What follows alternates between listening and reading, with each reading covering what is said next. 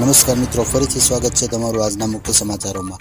આજના મુખ્ય સમાચારોમાં દેશ અને દુનિયાની ખબર પર નજર કરીએ તે પહેલા અમારી ચેનલને સબસ્ક્રાઇબ કરવાનું ભૂલશો નહીં.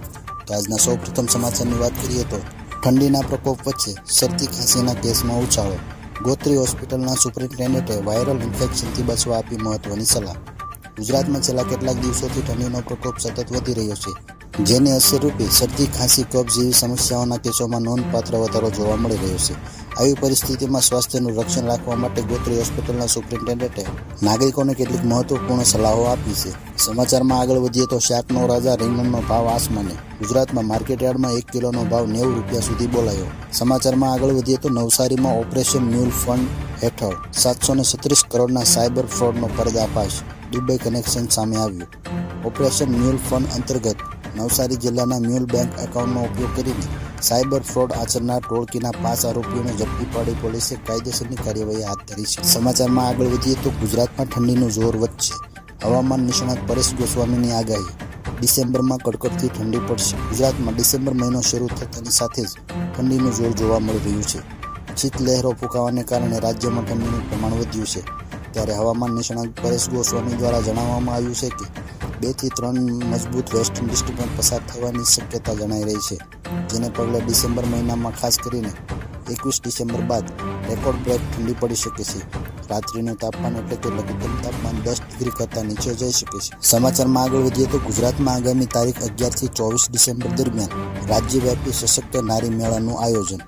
વડાપ્રધાન નરેન્દ્ર મોદીના આત્મનિર્ભર ભારત, મહિલા નેતૃત્વ, વિકાસ અને સ્વદેશી સશક્તિકરણના દૂરદેશી વિઝનને સાકાર કરવાના ઉદ્દેશ્ય સાથે ગુજરાતમાં આગામી તારીખ 11 ડિસેમ્બરથી તારીખ 23 ડિસેમ્બર 2025 દરમિયાન રાજ્યવ્યાપી સશક્ત નારી મેળાનું આયોજન કરવામાં આવ્યું છે. આ ભગીરથ આયોજનનો રાજવ્યાપી શુભારંભ મુખ્યમંત્રી ભૂપેન્દ્ર પટેલના હસ્તે તારીખ 11 ડિસેમ્બર 2025ના રોજ બનાસકાંઠાના પાલનપુર ખાતેથી કરવામાં આવશે.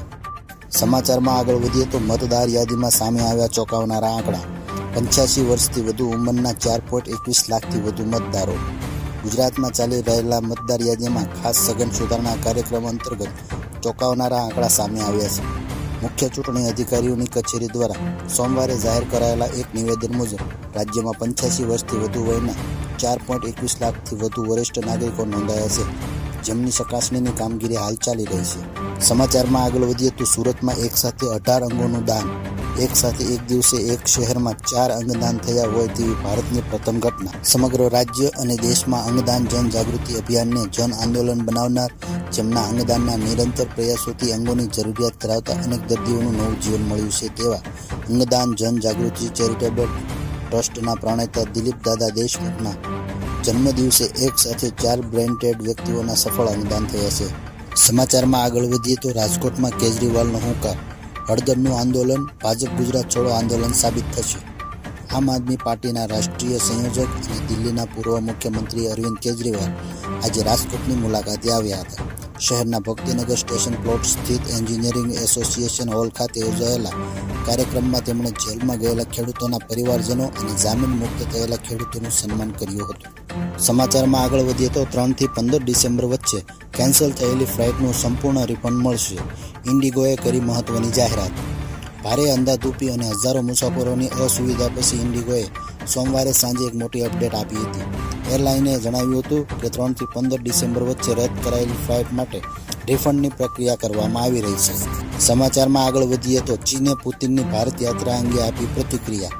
આપણે ત્રણે સાથે મળી લખીશું ગ્લોબલ સાઉથનું ભવિષ્ય. રશિયાના રાષ્ટ્રપતિ વ્લાદિમીર પુતિનની તાજેતરની ભારત યાત્રા અંગે ચીન તરફથી મહત્વની પ્રતિક્રિયા આવી છે. ચીને ત્રણેય દેશ ભારત, રશિયા અને ચીન ગ્લોબલ સાઉથનો અત્યંત મહત્વનો ભાગ ગણાવી કહ્યું કે સારા દ્વિપક્ષીય સંબંધ પ્રાદેશિક તથા વૈશ્વિક શાંતિ અને સ્થિરતા માટે ખૂબ જ લાભદાયક બનશે. સમાચારમાં આગળ વધીએ તો જાપાનમાં 7.6ની તીવ્રતાનો ભૂકંપ. દરિયામાં ઊંચા મોજા ઉછળ્યા.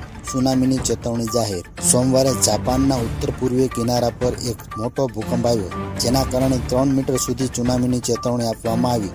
ભૂકંપ એટલા જોરદાર હતા કે ઉત્તર અને પૂર્વીય જાપાનમાં વ્યાપક ધ્રુજારી અનુભવાઈ હતી. સમાચારમાં આગળ વધીએ તો ઇન્ડોનેશિયામાં જળ પ્રલય, વિનાશક પૂર અને ભૂસ્ખલનથી 900થી વધુ લોકોના મોત, હજારો પ્રભાવિત. ઇન્ડોનેશિયામાં એક અઠવાડિયાથી વધુ સમય સુધી પડેલા ભારે વરસાદને કારણે આવેલા વિનાશક પૂર અને ભૂસ્ખલનથી ભારે તબાહી મચી ગઈ છે. સત્તાવાર અહેવાલો અનુસાર અત્યાર સુધીમાં આ કુદરતી આપદામાં ઓછામાં ઓછા 900થી વધુ લોકોના મૃત્યુ થયા છે, જ્યારે મૃત્યુ આંક વધવાની શક્યતા છે, કારણ કે હજી પણ સેંકડો લોકો ગુમ છે. સમાચારમાં આગળ વધીએ તો સંસદમાં મોદીની થેન્ક યુ મોમેન્ટ. પ્રિયંકાએ કહ્યું, મોદી જેટલા સમયથી પીએમ, નહેરુ તેટલો જ સમય જેલમાં રહ્યા હતા. રાજનાથની વિપક્ષને ફટકાર. સંસદનું શિયાળુ સત્ર ચાલુ છે. આજે તેનો 7મો દિવસ છે. આજે રાજ્યસભામાં રાષ્ટ્રીય વંદે માતરમના 150 વર્ષ પૂર્ણ થવા પર ચર્ચા થશે. છઠ્ઠા દિવસે લોકસભામાં રાષ્ટ્રગીત પર ચર્ચા કરવામાં આવી હતી. ચર્ચાની શરૂઆત પીએમએ કરી હતી. વંદે માતરમ લખનાર બંકિમચંદ્ર ચટ્ટોપાધ્યાયને બંકિમદા કહેવા પર વિપક્ષે વાંધો ઉઠાવ્યો હતો. કોંગ્રેસ સાંસદ પ્રિયંકા ગાંધીએ નહેરુ અને મોદી વચ્ચે તુલના કરી હતી, ત્યારે રાજનાથસિંહે વિપક્ષને ફટકાર લગાવી હતી. સમાચારમાં આગળ વધીએ તો સોનિયા ગાંધીને દિલ્હી કોર્ટની નોટિસ. 1980-81ની મતદાર યાદીમાં ખોટી રીતે નામ ઉમેરવાનો આરોપ. 6 જાન્યુઆરી સુધીમાં જવાબ માંગ્યો. દિલ્હીની રાઉન્ડ એવન્યુ કોર્ટે કોંગ્રેસ સાંસદ સોનિયા ગાંધીને નોટિસ ફટકારી છે.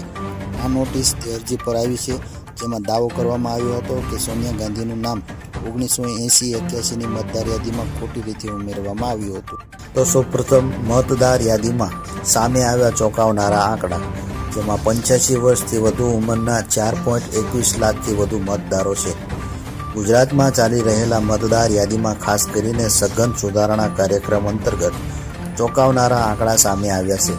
મુખ્ય ચૂંટણી અધિકારીની કચેરી દ્વારા સોમવારે જાહેર કરેલા એક નિવેદન મુજબ રાજ્યમાં 85 વર્ષથી વધુ વયના 4.21 લાખથી વધુ વરિષ્ઠ નાગરિકો નોંધાયા છે, જેમની ચકાસણીની કામગીરી હાલ ચાલી રહી છે.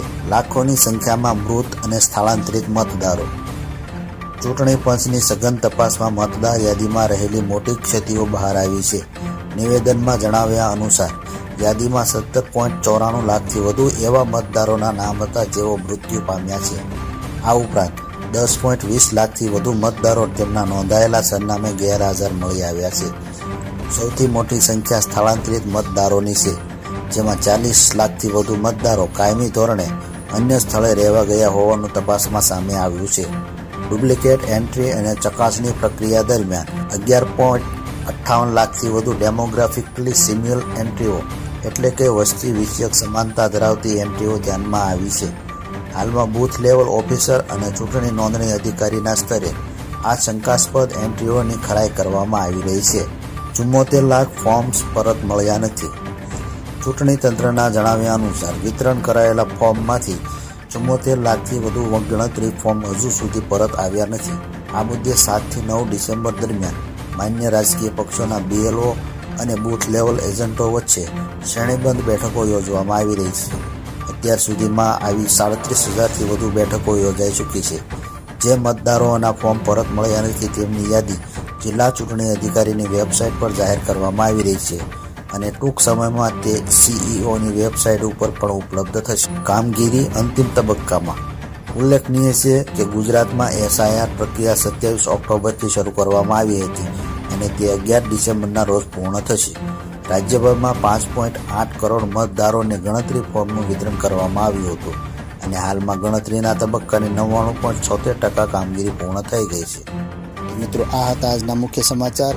રોજે રોજના તાજા સમાચાર જોવા અમારી ચેનલને સબસ્ક્રાઇબ કરવાનું ભૂલશો નહીં. મળીશું નવા વિડીયોમાં નવી અપડેટ સાથે. નમસ્કાર.